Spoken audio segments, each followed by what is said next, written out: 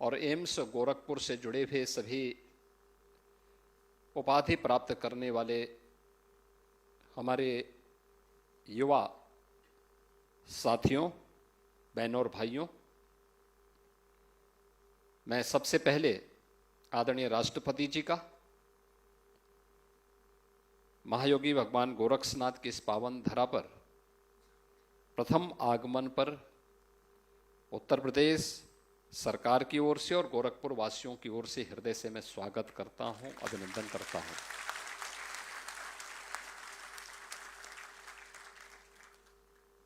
महोदया, ये गोरखपुर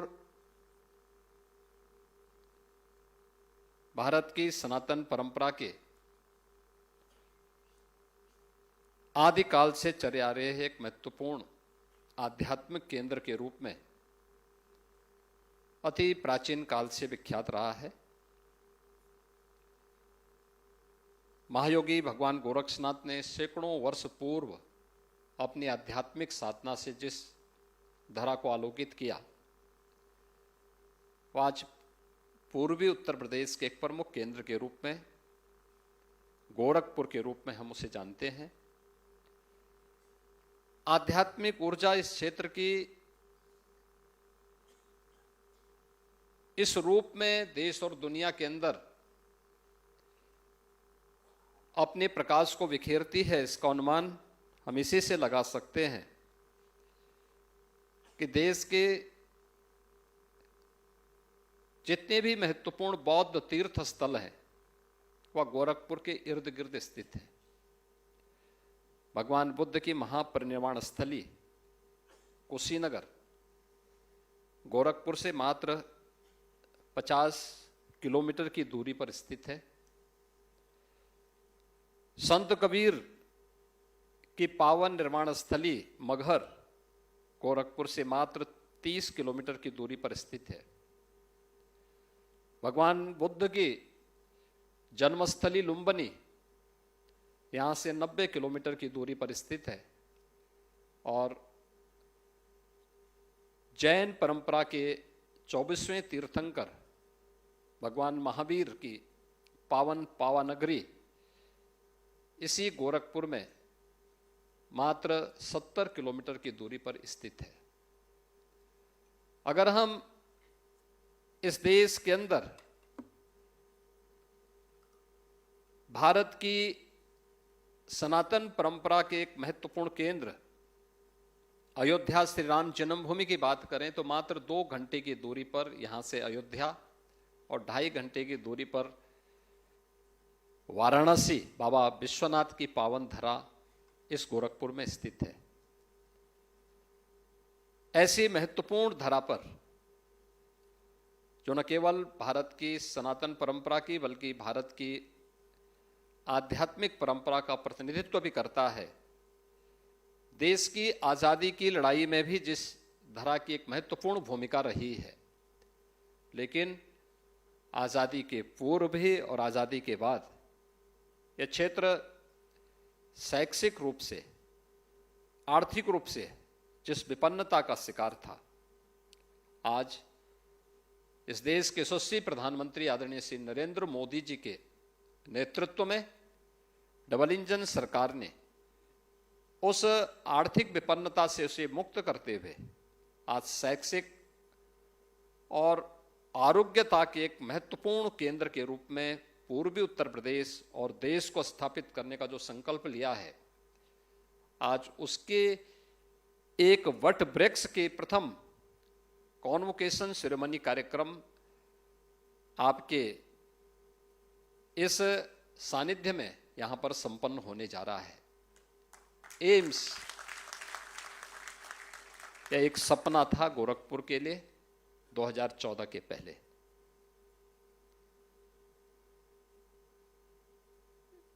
यहां पर एम्स का जब एक प्रथम बैच यहां से निकल रहा है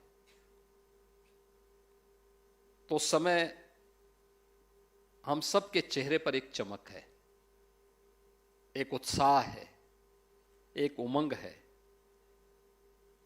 हम आज 30 जून की तिथि में यहां पर हैं, लेकिन आज से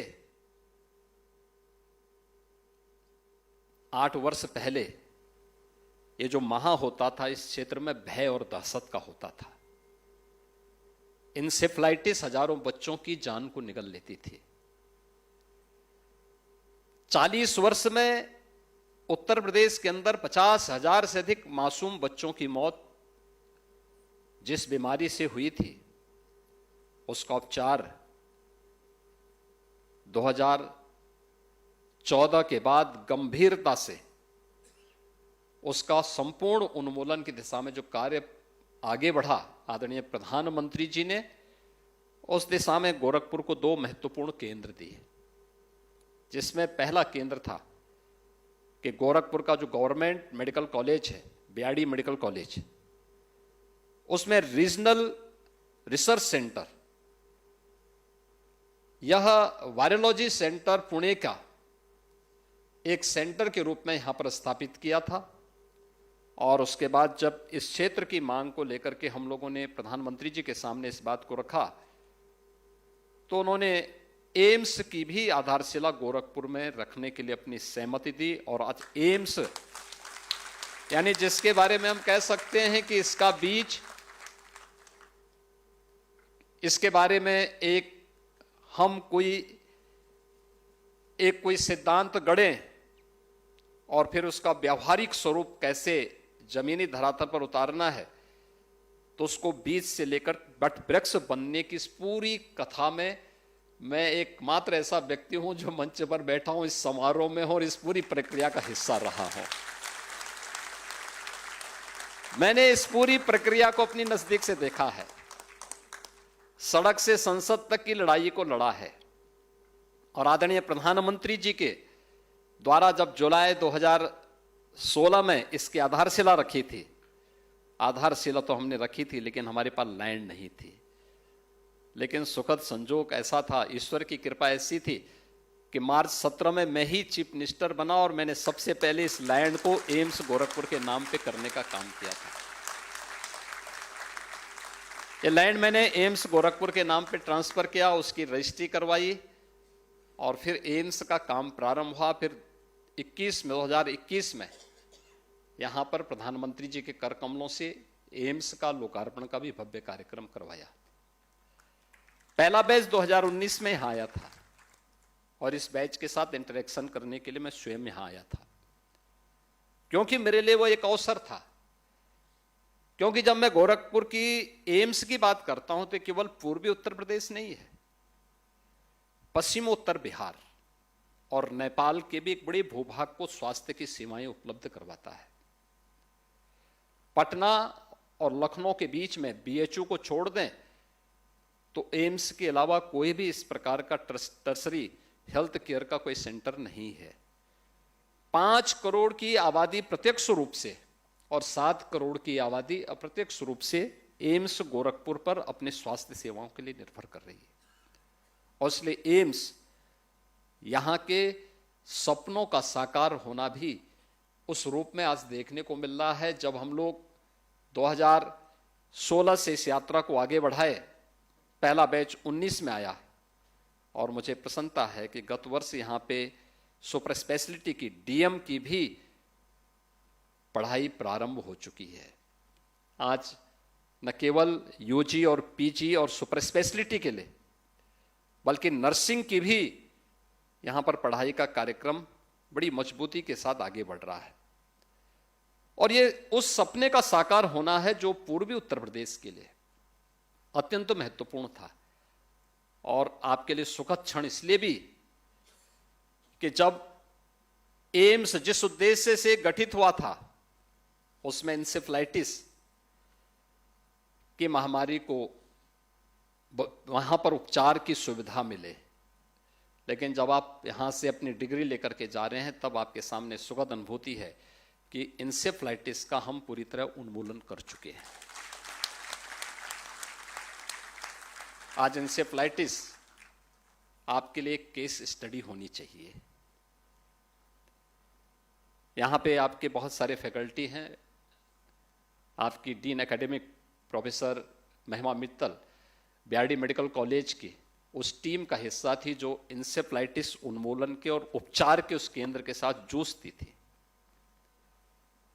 और उनके पास एक अनुभव का लंबा एक एक्सपीरियंस उन लोगों के पास है, जिन लोगों ने इस बीमारी से एक एक बेड में 4-4 पेशेंट होते थे, संसाधन नहीं होते थे।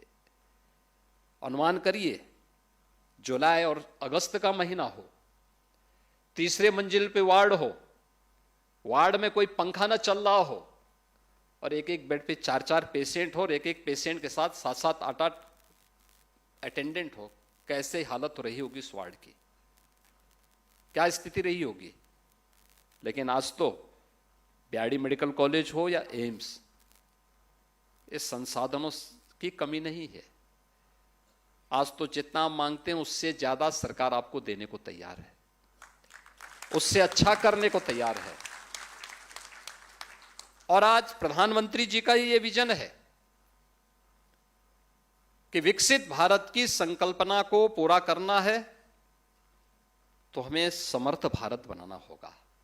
समर्थ भारत के लिए स्वस्थ भारत बनाना होगा और स्वस्थ भारत के लिए हमें अपनी हेल्थ केयर को, वह प्राथमिक स्तर की हो या फिर सुपर स्पेशलिटी की सुविधा का हो, उसको एक बेहतरीन केंद्र के रूप में उपलब्ध कराना होगा।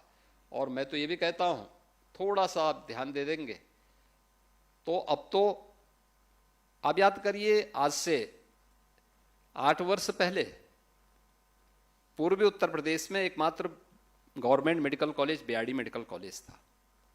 आज इस क्षेत्र में हर जनपद में हमारे पास एक मेडिकल कॉलेज है।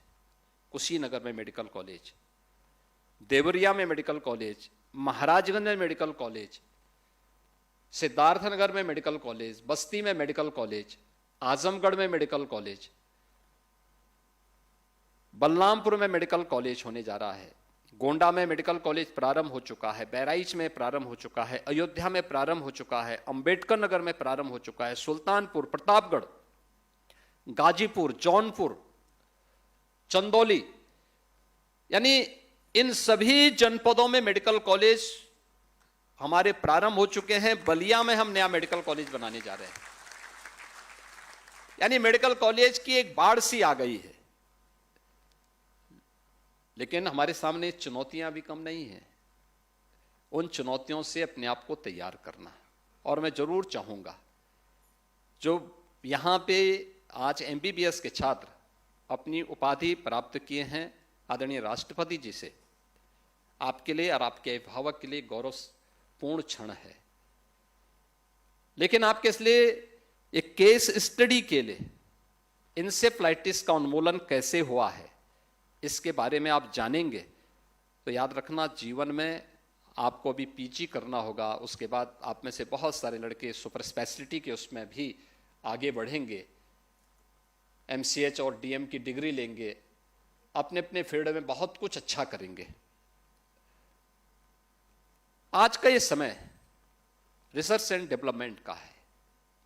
जितना आप उस पर कार्य करेंगे, जितने पेशेंट को देखेंगे, उनकी पृष्ठभूमि को देखेंगे, वहां की सामाजिक आर्थिक परिस्थितियों को देखेंगे, वहां की क्लाइमेटिक जोन की स्थिति को अध्ययन करेंगे और उसके बारे में जितना अच्छी आपकी स्टडी होगी, उतना ही आपका अच्छा रिसर्च भी सामने आएगा। उस दिशा में नए सिरे से कार्य किए जाने की आवश्यकता है। क्योंकि अभी तक तो आपने अपनी क्लासरूम में पढ़ा है, अपनी लैब में देखा होगा। जीवन संग्राम तो अब शुरू होगा और उस शुरुआत के लिए हम सबको इस बारे में ध्यान में रखना होगा। किस विस्तृत क्षेत्र में आपके पास पूरी दुनिया आपके सामने है, अध्ययन के लिए भी और उस पर एक नई स्टडी को आने वाली पीढ़ी को देने के लिए भी। आज इस देश से गोरखपुर एम्स का यह प्रथम दीक्षांत समारोह अत्यंत महत्वपूर्ण है। मैं आज के इस अवसर पर देश की माननीय राष्ट्रपति जी का आगमन गोरखपुर में हुआ है, माननीय राज्यपाल महोदय का गोरखपुर आगमन हुआ है, केंद्रीय राज्य मंत्री श्रीमती अनुप्रिया पटेल जी यहां पर आई हैं और आपके इस कॉन्वोकेशन कार्यक्रम में यहां के सांसद जी भी हैं। जब वो आपकी पत्रिका को देख रहे थे तो कह रहे थे क्या ये एम्स के डॉक्टर हैं क्या, मैंने कहा हाँ। तो डर वो इस बात को लेकर रहे थे, कह रहे थे ये तो एक्टिंग भी करते हैं। मैंने कहा इनके एक्टिंग को देखेंगे तो आप एक्टिंग छोड़ देंगे।